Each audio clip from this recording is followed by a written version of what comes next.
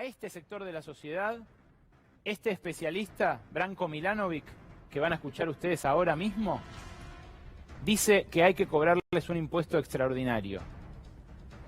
Porque si esta es una situación extraordinaria y es una guerra, como dijo el presidente Alberto Fernández, esa guerra hay que pagarla de alguna manera. Los que saben de verdad, este tipo es una eminencia internacional, escribió un libro que les recomiendo muchísimo, se llama Desigualdad Mundial, que es de fácil abordaje. Dice lo siguiente. What we can already say, which is kind of obvious, is that the poor people first will be probably more severely affected by the crisis, both in terms of their health and in terms of their income.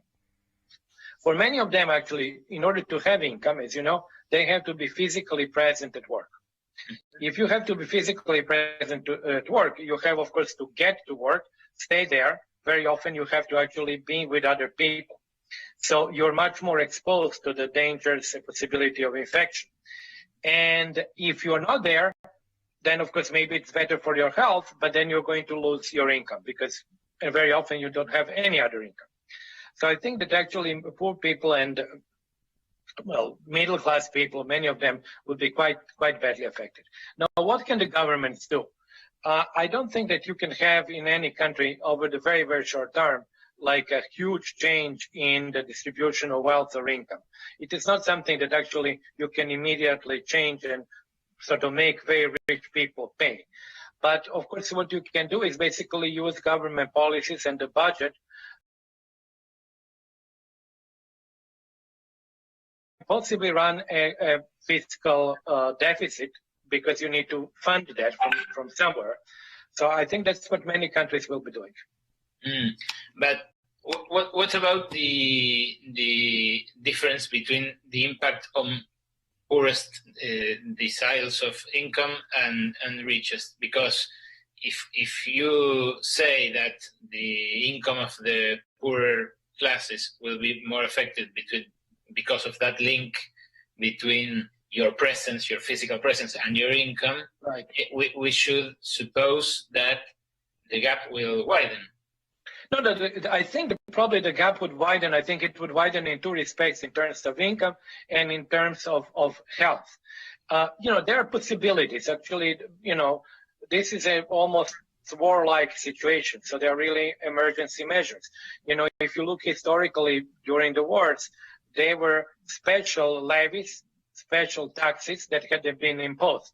So, the tax may not be a tax that would stay forever. Like when you make a change in the tax policy today, in principle, that stays until something else happens and it's changed.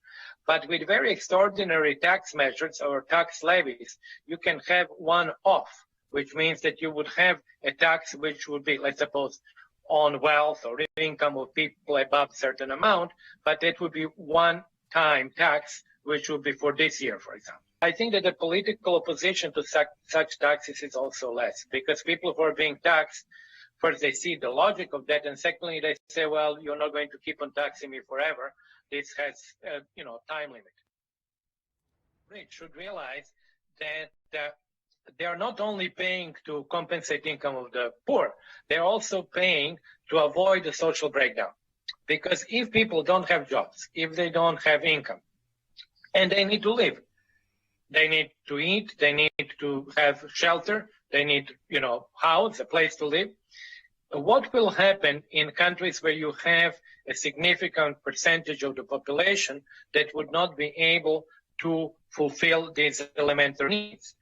These people have nothing to lose. So in that case, with high inequality countries with large groups of people who are really exposed, you almost cannot not have some kind of social disorder. Let me give you an example. What happens the first time when you have people who break into a grocery store or supermarket and take the food out? What happens with the second time, third, 10th time? So, this is not something which is unrealistic if the crisis continues for 2, 3 months or 6 months. No, it's not unrealistic at all. And actually, we've witnessed that in Argentina in 2001, 2002. That's the crisis where we are looking ourselves in the mirror Right. these days. Do you think that can be achieved?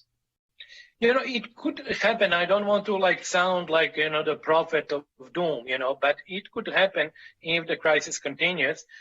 People will become desperate. On top of that, you even in the terms of, well, of course, lots of people would be busy just trying to also avoid the virus, but also you will have the issues in the law and order enforcement. First of all, you would have lots of people who would get sick there as well, because they're very often, as we know, actually living together in very close quarters. So even sending the police, for example, of the army, that police and the army would be, in terms of the manpower, already smaller than it is in a normal time.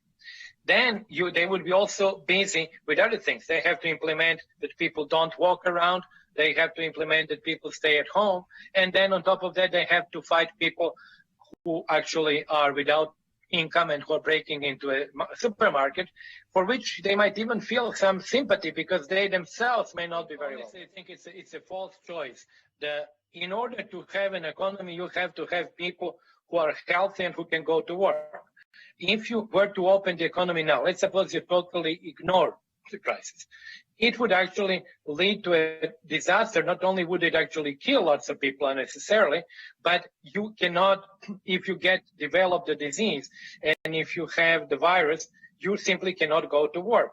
That would, of course, mean that there will be thousands and thousands of people going to hospitals. It would overflow the hospitals. So I think it's a false choice. It is a choice that can only hold for one day. It's either you have healthy people who can work and then you have an economy, or you have dead people who cannot work and you don't have an economy. And so why do you think global leaders like Trump or Bolsonaro tend to present this as a dichotomy? I think actually that in the case of Trump, he presented as a dichotomy because in the beginning, he really wanted essentially to assuage and to tell the stock market that things are good. And then essentially, like many people, so I cannot say that he's the only one, they don't understand the power of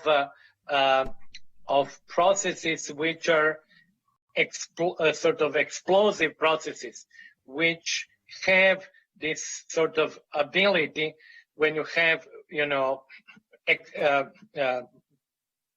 extreme processes that go up by, as in this case, 10 or 20% per day. We are not used to exponential growth of that kind. Escuchaste, ¿no?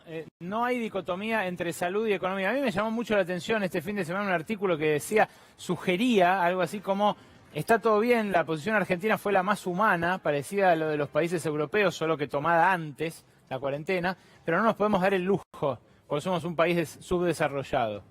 Esto afirmaron dos intelectuales alineados con el gobierno anterior.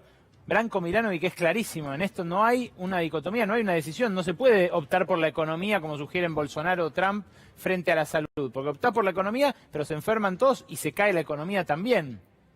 Dice él, es completamente falsa esa disyuntiva.